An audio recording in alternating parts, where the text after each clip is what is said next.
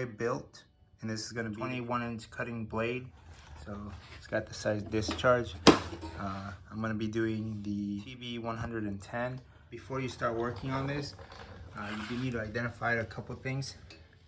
Right there, you do have your spark plug, and definitely disconnect that before you start anything, any work, especially getting underneath this. I'm going to take this guy off. It's going to be our first. That way we don't have the actual sparking up, and as we're rotating the blade or checking it and cleaning it and stuff like that. Second thing we're gonna do, identify there is fuel in there.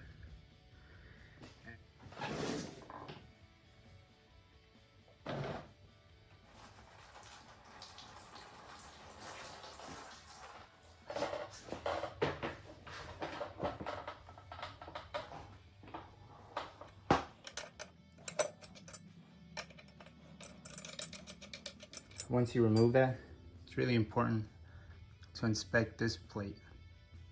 And I'm going to show you why. On the outside here, there's these little divots that match the actual blade itself. They'll be able to sit and lock in place in those, like that. So over time, these do wear out from the bottom, especially from it locking in place and it vibrating back and forth. Over time, this one plate here, as you can see right now, is completely shattered. It looks normal on the other side, probably because of this grease here, and it kind of makes it look like it's normal. But if I go ahead and flex it, I snapped it into a couple pieces.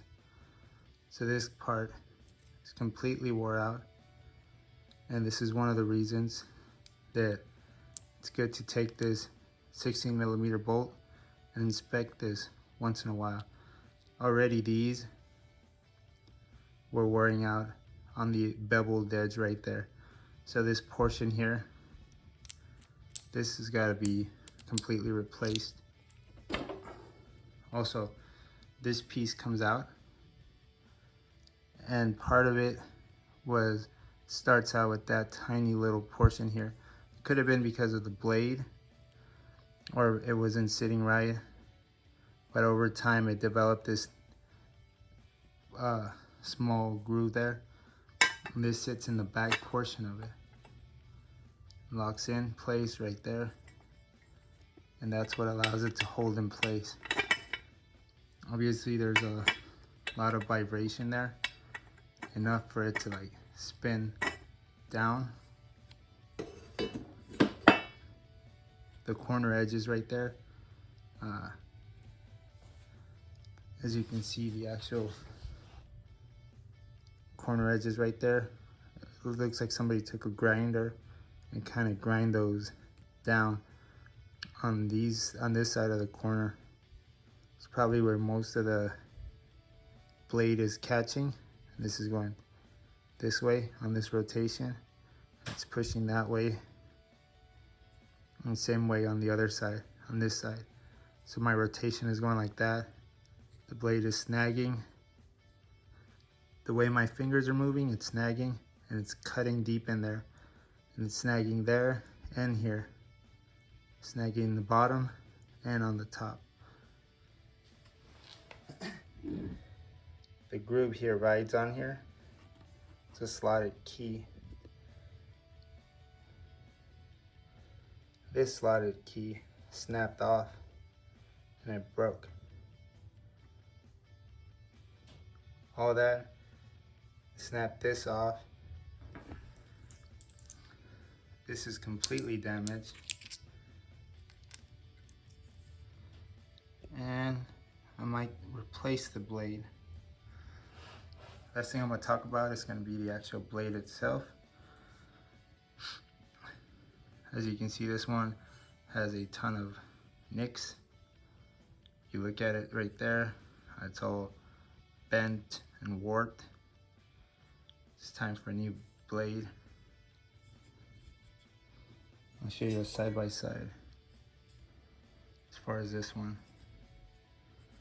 So this would be the bottom portion of it.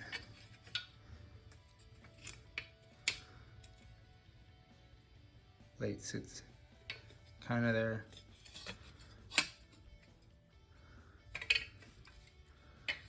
This is a straight line there. This blade shoots off. Same thing for this side. It shoots off.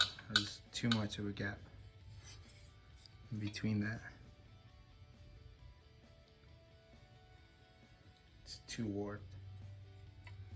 So my bottom blade here is trash. So I ordered these on Amazon. It was $11.99.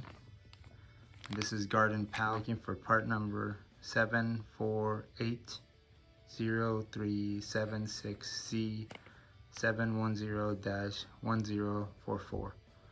This would be brand new. This comes with one of these. This is pretty beat up. It's got no slotted key. The other side has got the slotted key. This comes with the bolt. And it comes with this guy. Difference,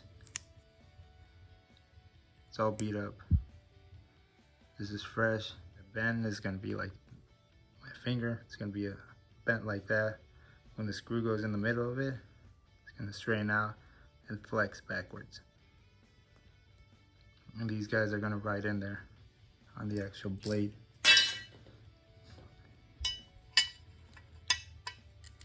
Then I'll be able to put the screw in and tighten it up.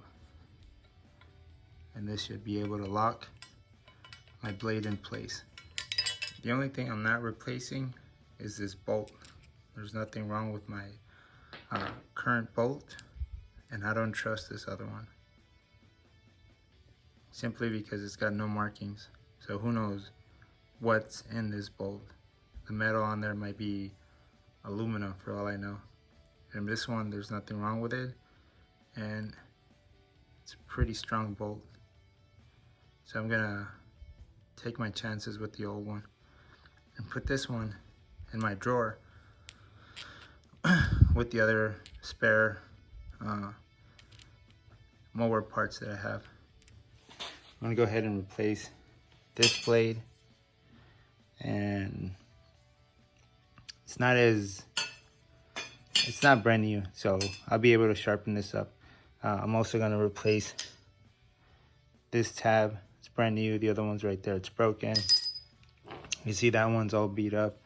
It doesn't have this small indentation here. It's almost like a key lock. I call them key locks because they insert in like a key. They ride the actual rail all the way to the back. And as far as the bolts, I did talk about the actual bolts themselves. I don't trust this one, even if it is new. It doesn't have any markings on the top. So I don't know the actual tensile strength of the bolt, or I don't know the actual strength of it or anything. It's a pretty good machine. If you're into the market for a lawnmower, especially one that's somewhat reasonable price and that lasts a really long time, I would go for a Bilt. They're pretty good. So before I go ahead and put everything together, I own this mower for years, so I'm gonna definitely inspect the body as I clean. It's also a really good idea to go ahead and clean everything before you put the new parts together. That way, if there's any additional broken parts or anything that you see, you can definitely catch it while you're going ahead and cleaning it. If something's broken and it's full of dirt and dust and everything, you're definitely not gonna catch that. As you can see, everything came out really good. I like the way it looks, especially clean. So the first thing that I'm gonna do is gonna actually check my blade one more time, go ahead and give it a little scrub and start putting everything back together. That's our first part. That notch is gonna line up in the back side. It's gonna line up with that groove there. This one will be able to slot in. you find that groove there, slide in, easy peasy. Everything was cleaned out and this part was aligned onto the actual groove on the actual shaft, but it is a little bit of a pain. If I'd known this from the get-go, I would have sprayed it down with a little bit of WD-40, cleaned out the shaft a little bit more. But I did get it in there. I got the actual bolt inside of it and I started tightening it up and it helped, but it was going in really slow and it kind of got like jammed in there. So you'll be able to see me use washers. I'll use the washers in combination with the actual bolt, and that'll allow the actual piece to slide in the rest of the way so it can butt up against the actual shaft. Looks like this part is so new you have to fit it in and then just kind of press it in.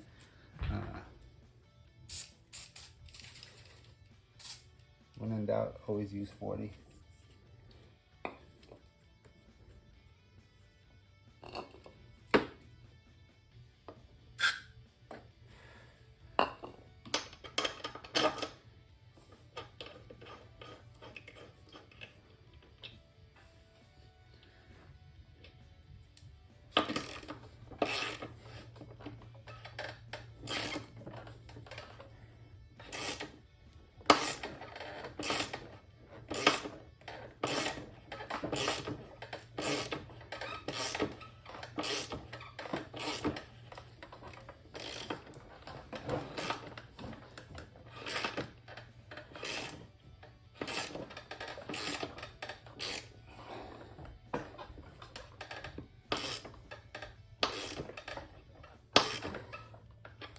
Sweet. I had to bring it in all the way until it was completely butted up against it. It was a pain trying to get that new part to properly fit in there and that actual groove. Finally did it. Got a little bit of WD-40 in there, tiny bit, but it really helped out a lot. You can feel this part as it's inching its way in. It'll start closing that gap until eventually it hits the top portion in there. When the actual stud itself, it's that top portion, it'll buckle up onto it and it'll stay still. Now I can take these washers, which is just extra washers that I use as spacers, and take them off. This is not gonna come out. This is fully working. There's no dents, nicks, or anything as far as that. If you forgot what way your blade goes, generally it'll show you there. This is for that outside portion of it. The inside portion is round. So it'll be this side is your inside and this side is gonna be your outside. Another way to notice is these curbs are facing the outside. So I'll be able to sit this here, just like that.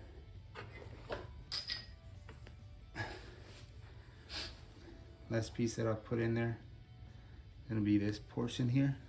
So this piece here is gonna go sit with these tiny little dents that you see here. These are going to be facing inside and this is going to be facing the outside, just like that. And they should ride in like that, and they should flex outwards.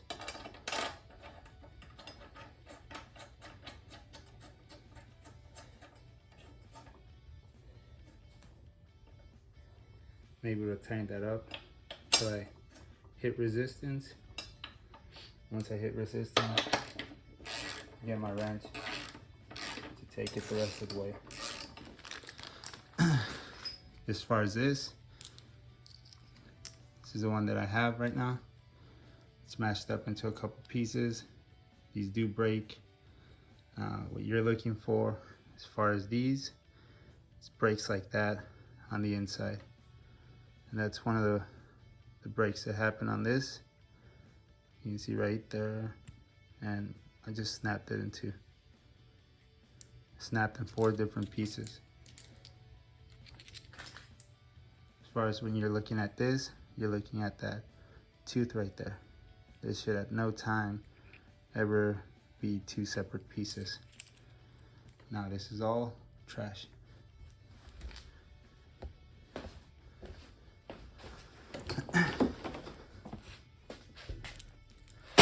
Use tool number 1. You can use your hands. These guys are going to be your number 1 tool. 3/8 drive for me, and a 60mm for the actual bolt. Again, you can use your hands for the spark plug, or you can use these. They grip really tight and they pull. If not, you're going to be giving yourself a whole bunch of scars. Tiny little bit of WD-40. Didn't use much of it, only to put that one piece in there. Just needed a little bit of help.